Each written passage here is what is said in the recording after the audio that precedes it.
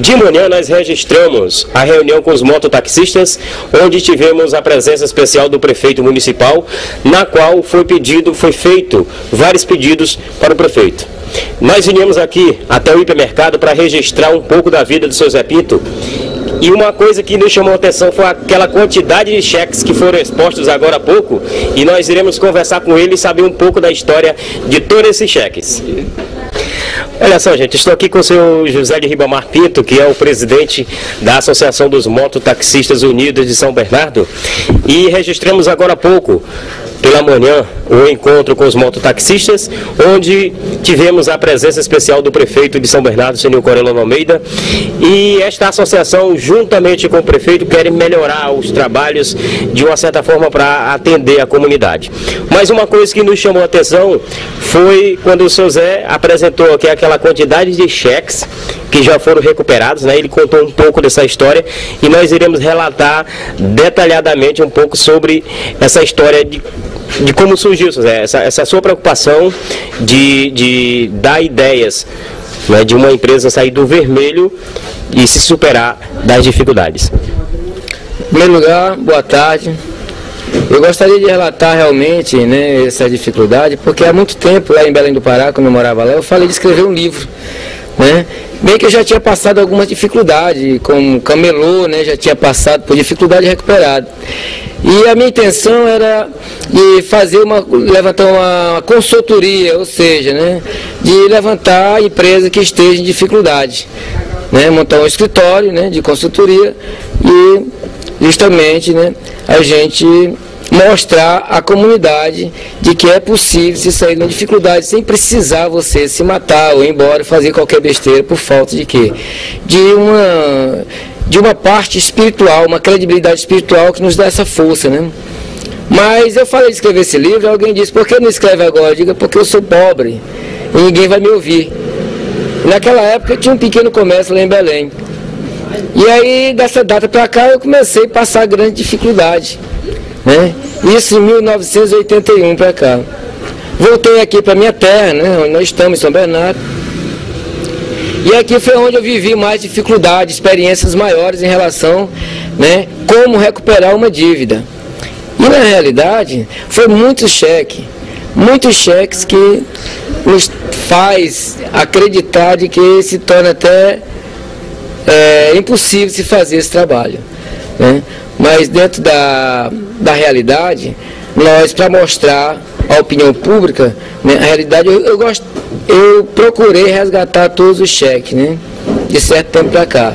A maior parte, arquivar, né, para poder trazer a capa do meu livro e mostrar que é possível se levantar uma empresa, né, que esteja em dificuldade sem precisar fazer qualquer tipo de besteira, né? Porque tem muita gente que quando chega numa dificuldade, a primeira coisa que vem é a depressão, né? E muitos deles até se matam, né? Vão embora, abandonam o barco, abandonam a família, né?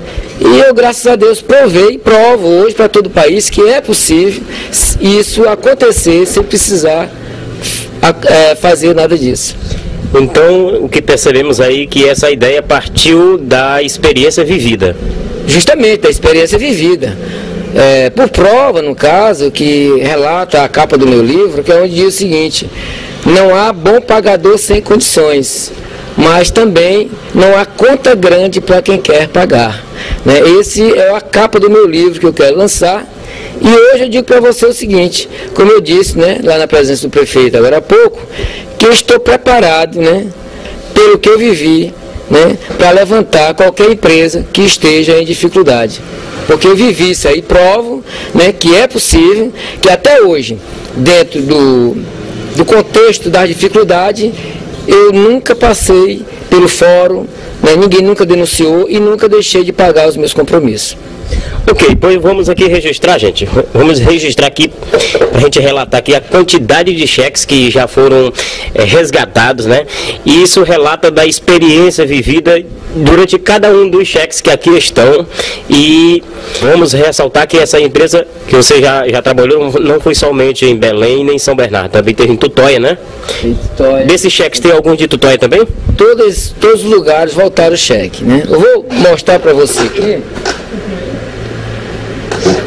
Hoje eu carrego uma pasta aqui, né? Essa pasta eu guardo ela em cofre. É o arquivo pessoal. Arquivo pessoal. Não empresta essa bolsa? Não, essa aqui não. E antes disso aqui, numa crise de 1999, nós ganhamos uma matéria no Jornal de São Luís, onde relata o seguinte: pequeno empresário que estava falido dá a receita que utilizou, né, para sair do vermelho. Né? Então naquela época, né, é nessa época aqui, justamente aqui você observa que são cheques, né, são meus, esses aqui são cheques meus. Na época aqui era cheque ouro empresarial, né? E aconteceu uma coisa interessante quando eu entrei em crise. Eu liguei para todas as empresas que segurassem o cheque, que não colocassem porque eu estava sem condições de pagar. E a realidade é que as empresas, nenhuma delas, né, você observa aqui, né, a quantidade de cheques, essa data, né, não foram colocados pela segunda vez.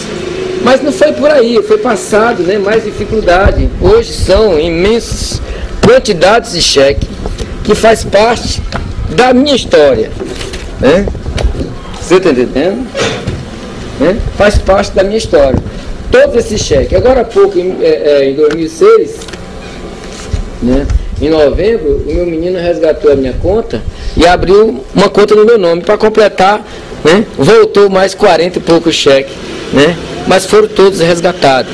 Porque a moral da história não é você fazer a conta todo mundo faz. O objetivo é na hora da dificuldade para você pagar essa conta. Né? É por isso que eu digo o seguinte: por que não há bom pagador sem condições? Porque não existe isso aí. Mas eu provei também que na época de 1999 não há conta grande para quem quer pagar. Por que não há conta grande para quem quer pagar? Nessa época a minha dívida era 387 mil reais. Né? Nas 3 lojas, muita mercadoria, mas todo dia voltava cheque, e aí eu tive uma decisão para parar, né, de comprar, para poder o que sobrar, né, ver se tinha alguma coisa. Né? Então, na realidade, né, dentro do contexto da palavra, né, o Senhor Deus estava me dizendo, ele dizendo em provérbio que é o seguinte: melhor é um bocado seco e a tranquilidade do que a casa cheia de carnes e contendas. Outro provérbio também diz o seguinte: doce é o sono do trabalhador, quer coma pouco, quer muito, mas a fartura do rico não a deixa dormir.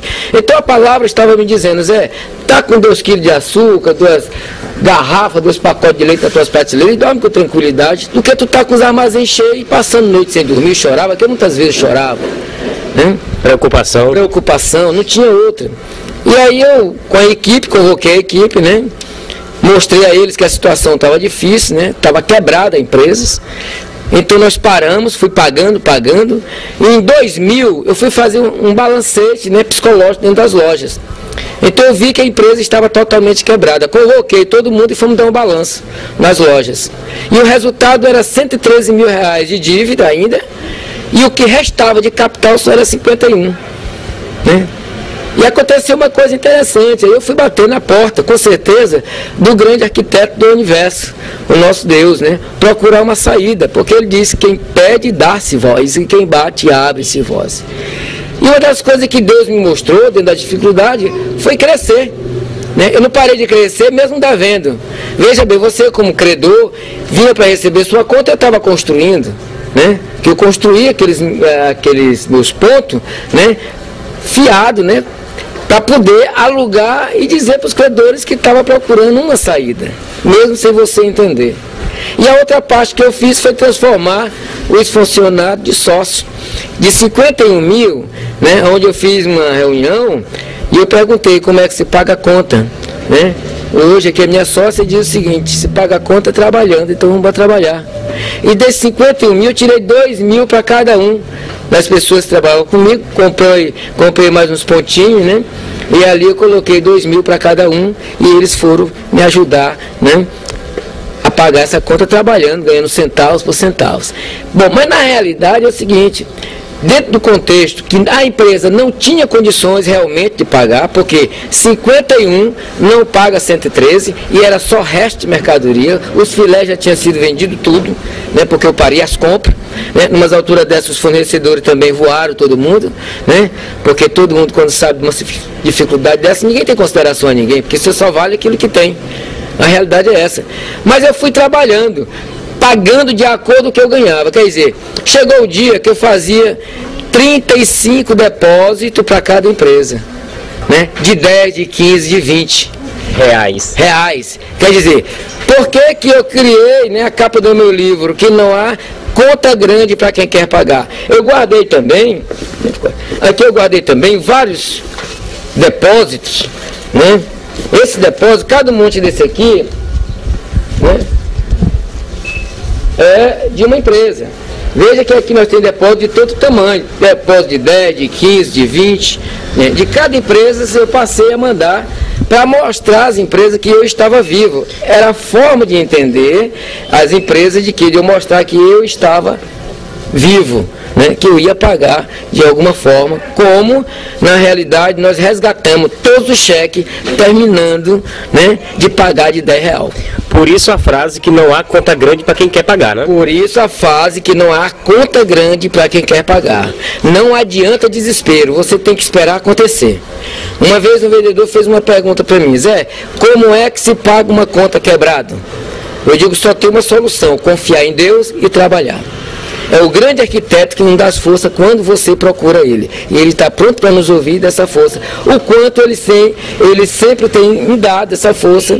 E hoje eu estou concluindo a minha história, né? Que o conteúdo da minha história já está concluído hoje. É escrever o meu livro, mostrar para o povo que não precisa você se matar, não precisa você ir embora, não precisa você abandonar a sua família. Você tem que ter o quê? Determinação e confiança em Deus e trabalhar e procurar pagar de alguma forma. Porque o que o credor quer? Satisfação. E o que o credor quer?